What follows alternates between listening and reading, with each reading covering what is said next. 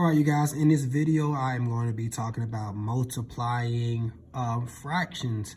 My learning goals is to be able to multiply whole numbers by fractions, fractions by fractions, and mixed numbers by fractions. And also to be able to represent our fractions in a model and also use a model to represent the numbers that are being multiplied. So the first thing we want to look at are two proper fractions.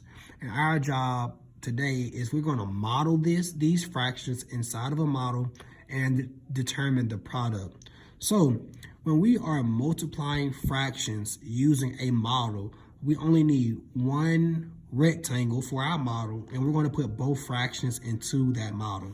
So let's start off by creating a rectangle.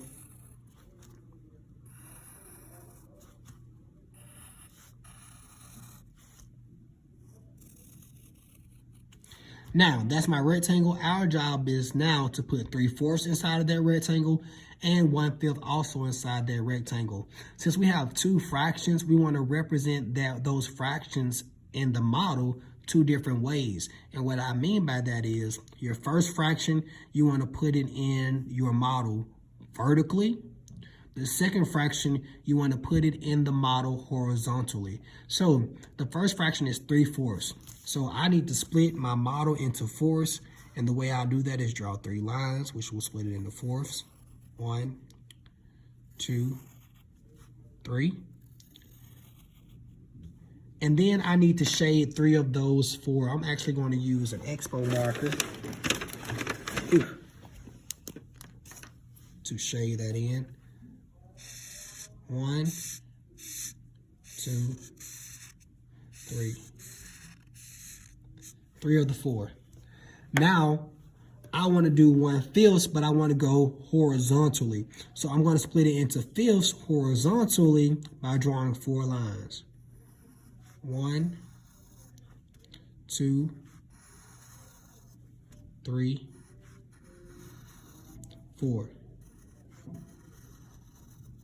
So now we should be able to see that if we look vertically up and down, 1, 2, 3, 4 is split into fourths, and we shaded 3.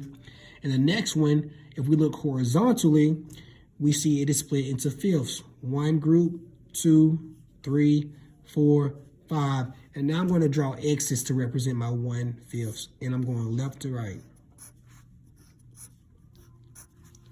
So now this is how my model will look. Now, this is what you need to know. When you are finding the product of two fractions and you're using a model, the portion or the boxes that have both shapes or both patterns in it will be your numerator. So I know for my first fraction, I use the orange expo, and I know for my second fraction, I use the X's. So now I'm looking for the boxes that contains both X and an orange square, and that will be my numerator. So looking at it, it'll be 1, 2, 3. These 3 are the only boxes that have the X and the orange shading. So 3 will be my numerator. And then to determine your denominator, you count up all of the boxes. So we have 1, 2, 3, 4, 5. I can count by 5s, 5, 10, 15, 20. 20. So my product is 3/20. And looking at my product and also looking at my fraction will let us know how we multiply fractions using the standard algorithm.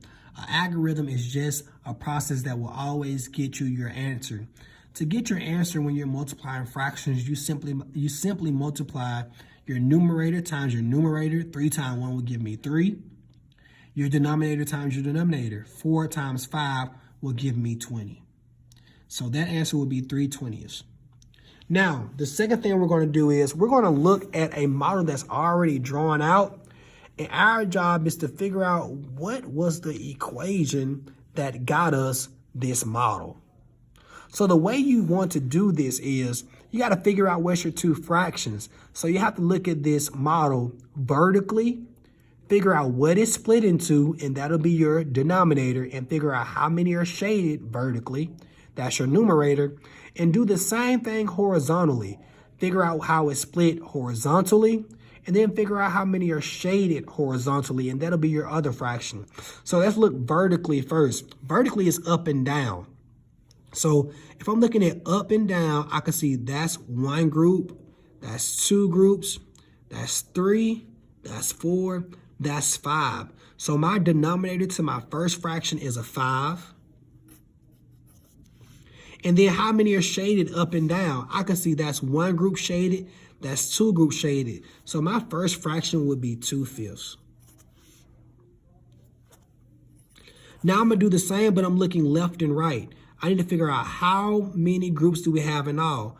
That's one group, 2, 3, 4, 5, 6, 7 groups. There are 7 groups horizontally. And then I got to figure out, well, how many are shaded horizontally. I can see that they represented X going horizontally. So that's one group of X's, 2 groups of X's, and a third group. So that is 3 7s. So this is my multiplication problem based off of the model. That's something we have to make sure we're able to do. And simply remember, when we're multiplying fractions, we can multiply straight across. I can look at my model and see my answer, because I can look and see, well, which boxes have both of the X's and the both squiggly lines. I can see 1, 2, 3, 4, 5, 6. So 6 is my numerator, or 2 times 3 is 6. Now to get my denominator, those are all of the boxes. 1, 2, 3, 4, 5, 6, 7. I can count by 7s. 7, 14, 21, 28, 35. Or also 5 times 7 is 35. Now, down here, we're simply going to multiply straight across to get our answer. And if we can simplify, we will simplify. Simplify is finding the factor that they both share, the greatest factor, and dividing both numbers by that factor to bring that fraction to its lowest term. So if we multiply straight across, we're not doing models. 2 times 6 is going to give me 12. 5 times 8 is going to give me 40. I'm going to go ahead and do all of them, and then we'll go back and simplify the ones we can. 7 times 1 is going to give me 7.